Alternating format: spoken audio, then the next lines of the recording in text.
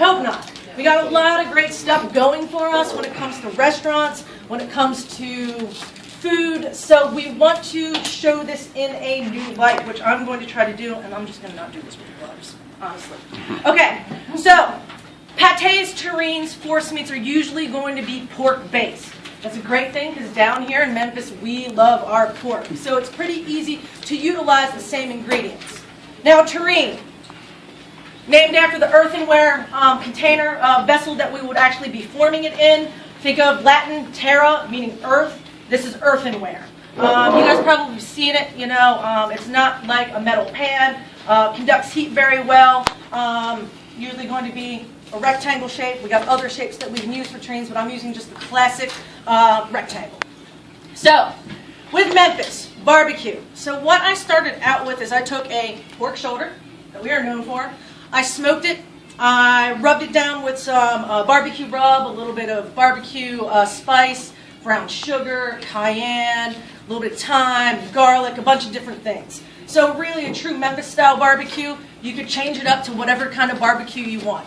If you wanted to do Carolina barbecue, it would be more vinegar based. If you wanted to do Texas style barbecue, you could change up the pork for beef. So this really, when we look at it, is more about methodology. Once we know how to make one type of terrine, we can create many different types. So to keep it again, more southern. I took the pork, but southern, we're known for our greens. So I actually took some collard greens, and instead of braising them for a very, very long time, I chopped them up, I sauteed them with a little bit of garlic, olive oil, a little more flavoring, and just kind of mixed it throughout the pork to give it some color, to break it up. So what I would do with the pork is I've got this terrine mold, and I've got a plastic underlay, where this is going to help me remove my final product that I have with the magic of TV. Now in this terrine, I'm going to start out with a layer of this pork and collard green mixture. Going about halfway up the mold. We're not going to pack it down too tight because we're going to put some other yummy stuff in here. One of the things that I'm going to do, where I'm going to do an internal garnish. This is a cold smoked pork loin.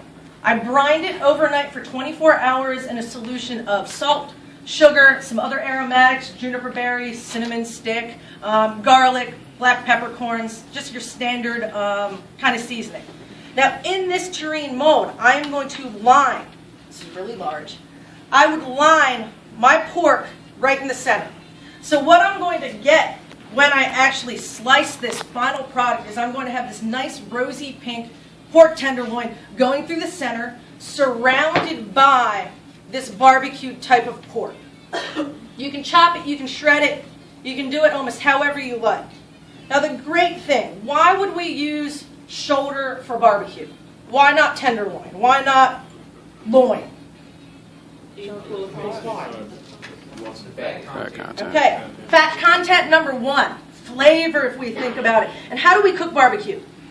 Low and slow. Low and slow. So we would need that well-exercised, tough piece of meat that we are going to break down during this slow cooking, slow smoking method. So I've got that pork tenderloin in the center, completely surrounded by this chopped up barbecue. Now what I have here is going to be some glace de volaille. Anybody know what that is? Chelsea. Okay, we have reduced chicken broth or chicken stock, where we are taking and cooking it down. We are turning the collagen into gelatin, so this is going to be nice and viscous. And really what we're kind of making is, if you can relate to it, souse, a head cheese. Where now we're using this natural type of gelatin that happens in the chicken, and this is going to set up like Jell-O overnight. And then when we pop this out of the terrine mold after 24 hours, 36 hours, 48 hours, however much time we need, we're going to have this nice compact mold. So I would fold over my plastic, and then I've got two little 2-pound weights here, and I would put a little piece of cardboard on top, and then I would weigh my mold down, where this is going to help solidify it all together into one nice homogeneous mass. So what we get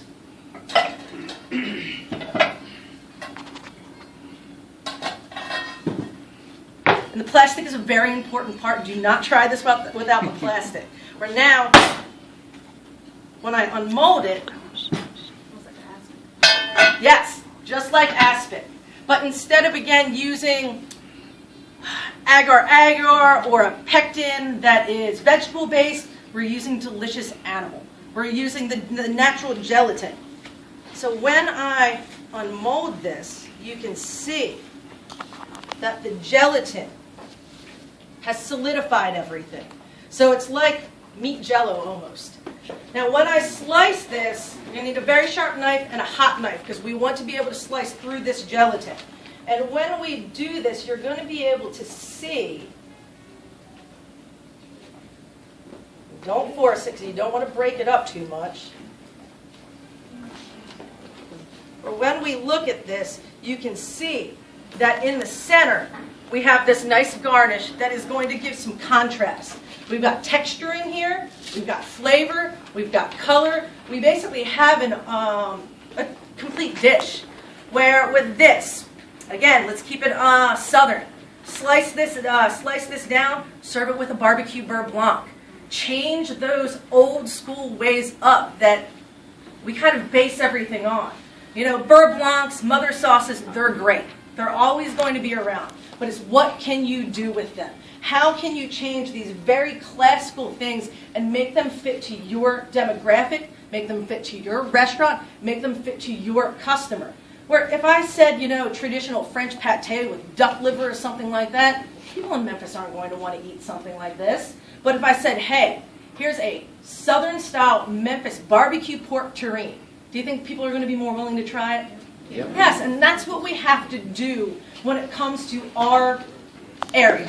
We need to make sure that our food isn't so scary that we're not allowing people to try it, or they're going to be so afraid that they're not going to try it and try something new that they would actually really, really like. Because who wouldn't like pulled pork? Who wouldn't like a smoked tenderloin? And if we throw all these things together and say that this is all it is, it's not as scary to our customers. So, methodology. Once you know how to do one thing, we can change it up into a million different things. Put different types of ingredients here, different types of flavors. And that is how we get to be the creative chefs that everybody wants us to be. So, any questions? No?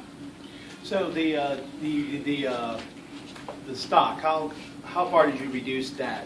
Probably about 75% until we get that kind of nice nappe on the spoon. And then, again, probably need a good 24 hours at least for this to set up and to solidify. Excellent. Is that based on just a regular chicken stock recipe? Yeah, just basic chicken stock. It was a white chicken stock, not a roasted chicken stock. So a white chicken stock that we just reduced down and just slowly simmered down into a very, very nice viscous consistency. Now, if you needed to hurry and do this, you could do a ratio of about 1 quart of stock to about 1 ounce of gelatin, and it would be like the leaf gelatin that you would have to bloom, and that will give you more of a sliceable type of jello, almost like a jello jiggler that we could cut out, where if we did anything a little bit less, it wouldn't necessarily hold everything as much. How long would you let the gelatin bloom? Bloom, probably, if it's the sheet gelatin, maybe 15-20 minutes until it's just soaked all the way through, no dry spots. And then after we bloom it, we would put in some warm water, melt it down, warm stock, whatever it is, and then we could put in our terrine. And that would just give us a little bit, if we had a large buffet that was going on for a longer amount of time, it would be smarter to actually do a gelatin base because it's going to be more stable than animal product. Yes, ma'am? The terrine, is it served at room temperature? This one would, because since we have the natural gelatin from our chicken stock, if we heated it up, it would start to melt out. So it wouldn't be able to solidify, it wouldn't be able to hold. And remember, when we talk about charcuterie, sausages, terrines, pâtés, and force meats and things like that, especially pâtés and terrines, they're usually served cold. Any other questions? Yes, sir? Yeah, since we're talking about Southern cooking, would it be more challenging, or would it be possible to do it with just fish, like a freshwater fish, like a bass, like a group, well, not grouper, but trout, something that you catch freshwater around here? Would it be more challenging to do it with fish? It would, But again, the main challenge would be because it has such little fat content, we wouldn't have the natural binding. So with something like that, we would definitely have to do some sort of gelatin, some sort of coagulant to bring everything together. What kind of science would you use for this, and what season will be most likely to make this in? With something like this, because it's a heavier product, fall. You know, we're getting into the fall season.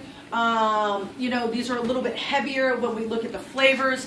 So with this, Thanksgiving time, think about, you know, turkey. Think about what you could do with your leftovers with turkey. You could do something like this, chop up your turkey, you got smoked turkey left over, you got tenderloin left over, whatever the heck it is. We could utilize it this way. Also, as a working chef, utilizing and using leftover ingredients. This is a great way to do it. Because a slice of this on a charcuterie platter, how much do you think that would cost? How much would you sell that to your customer for? Twice what you cost to make it. Definitely, easily. Think about it. Pork shoulder, pork tenderloin, a little bit of chicken stock. This whole terrine probably cost me maybe $5, $6, $7. A slice of it right here with a very nice garnish, like we had showing for the CAC. That plate could easily go for $12, $15, $18 a pop, where you've already paid for that 3 times over. Right. And think about if it was leftovers, barbecue fest, Memphis in May, things like that. You can make lots and lots of money off of these items. It's just all in how you utilize your product. Anything else? What did you say you did to the collards? The collards, I did not, you know, usually when we think of collards, we think about, you know, low, slow, you know, simmer for a very long time. What I did with this, I just sauteed them. Sauteed them very quickly in a little bit of olive oil, garlic, salt, pepper, and I think I did a little bit of shallot in there. Because I wouldn't want them necessarily to break down, and I don't want them to add too much moisture to this, which would basically water down the gelatin, making it a lot looser. Anything else? Okay. I'm going to slice this up in the back, and I'll have little bits to taste afterwards, okay? Yeah. Thank you.